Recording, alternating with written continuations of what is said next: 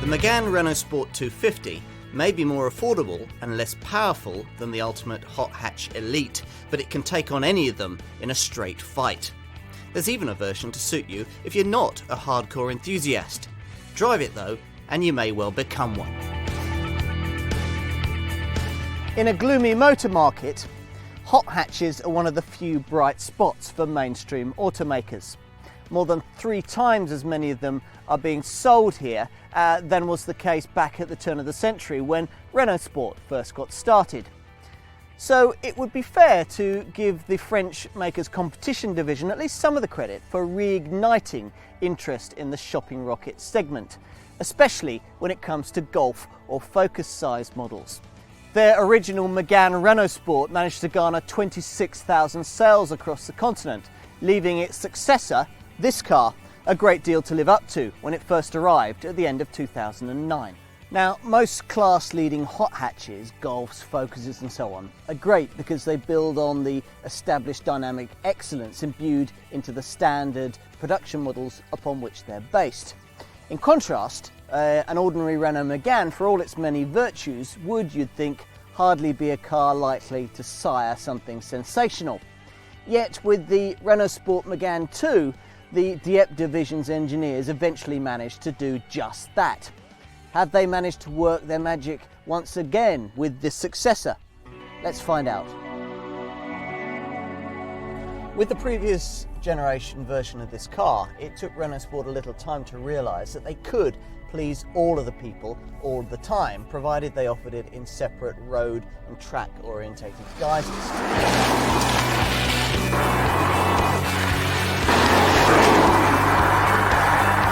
Surprisingly, that's an approach that continues with this model, available with a sport chassis for everyday driving or a firmer cup setup for track fiends or those in no need of a chiropractor.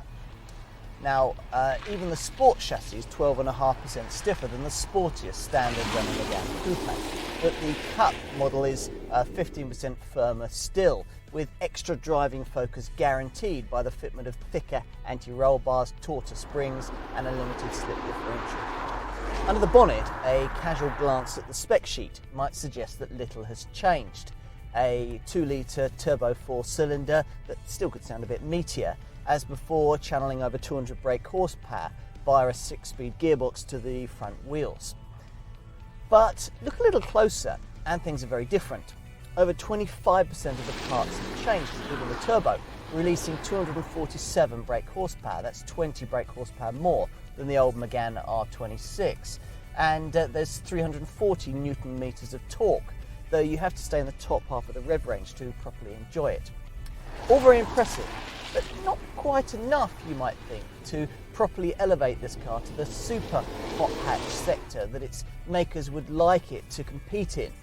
Where cars like Ford's Focus RS and the Volkswagen Golf R campaign up or not far off the 300 brake horsepower barrier. But stay with me, all is not quite as it seems.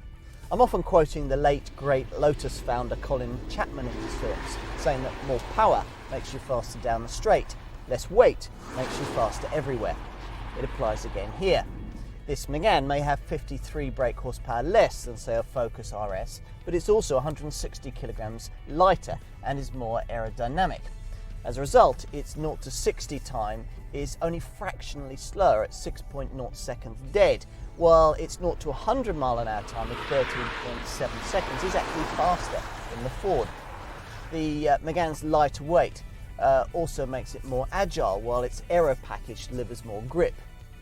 What that all means is on a track, this Renault would probably deliver the faster lap time. But what about through the corners of your favourite B road, where the Ford's clever rever knuckle suspension and the Golf R's 4-motion four-wheel drive enable you to slingshot from curve to curve? Well, this Renault can equal or better its rivals here too, thanks to quick, accurate steering and its rather strangely named Perfo Hub front suspension system, which dials out the unwelcome torque steer that used to leave powerful turbo cars like this scrabbling for grip coming out of tight bends. Now, you'd expect the Cup model's limited slip differential to give it a significant advantage here, which it does, but not by the margin I'd expected. I think for most drivers most of the time, the sport model may well be the better buy. Still rewarding through the corners, yet supple over bumps in a way that leaves needlessly taut hot hatch riders feeling, well, rather crude.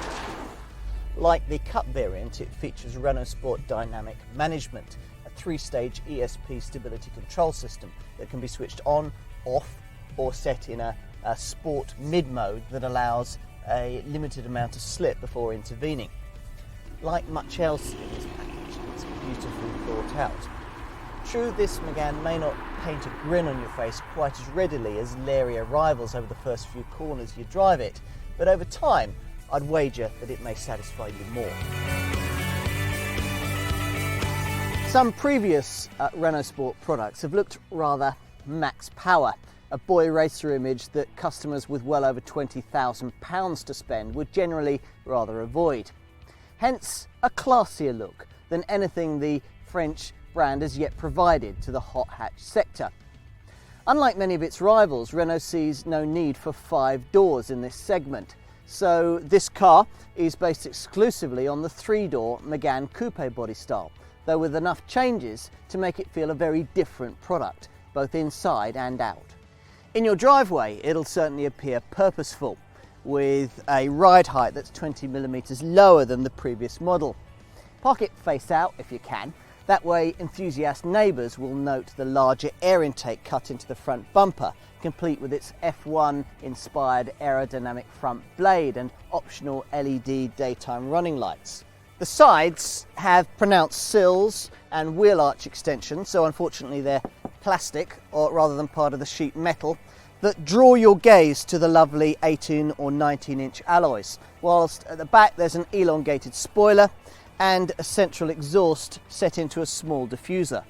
At the wheel, the driving position is brilliant, aided by the fact that you can position the seat nice and low with these grippy Recaro chairs as a desirable option.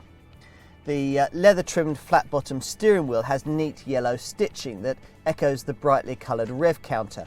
And this, like the Speedo, is analogue rather than digital, as in commoner Meganes, and all the better for it. The headrests, the dashboard and the Speedo all feature the Renault Sport logo, but it's tasteful rather than tarted up, as you'd want for this much money. Being based on a coupe, you won't expect this car to offer as much back seat room as boxier hatchback rivals, and it doesn't. There's enough head and leg room for 2 full-sized adults on shortish journeys, but the rising side window line here can make a seat here feel a bit oppressive. Mind you, perhaps I shouldn't nitpick. The last Renault Sport Megane 2 model actually didn't have any rear seats at all. Where the coupe body shape also irritates a bit is with backward visibility through this rear hatch. Suffice it to say that the parking sensors are essential. At least when you raise it, there's 344 litres of load space on offer in the boot, with a further 33 litres under a compartment cover for items that you want to keep away from prying eyes. If that's not enough, then pushing forward the rear seat extends the total figure to 991 litres. It's ironic that in so many ways this feels a more mature, expensive product than rivals like Ford's Focus RS, Subaru's Impreza STI or Volkswagen's Golf R, all of which edge up towards the £30,000 price point. Now, I say ironic because list pricing suggests that you'll be paying somewhere between £22,500 and £25,000 for your Megane Renault Sport 250, depending on the version you select and the options you choose. About the same, in other words, as you pay for an ordinary, less powerful run-of-the-mill hot hatch like a Volkswagen Golf GTI, a Ford Focus ST or a Mazda 3 MPS.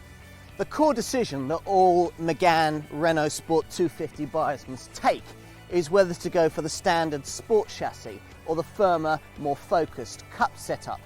Now, the Cup model will save you about £1,000, but does without the Sport version's auto operation for the air conditioning, hands-free door unlocking, powered and heated front seats, leather trim, auto headlamps and wipers, and classier stereo. If you want all that, You can have a sport model with a cup chassis at extra cost. Twin front, side and curtain airbags are of course standard. If you're going to be doing track days, a must-have option is the Renault Sport monitor. Here, telemetry delivers data on anything from acceleration times, lap times, cornering G-forces and much more. You can even tailor the accelerator response through 5 different modes ranging from gentle to brutal track-only extreme.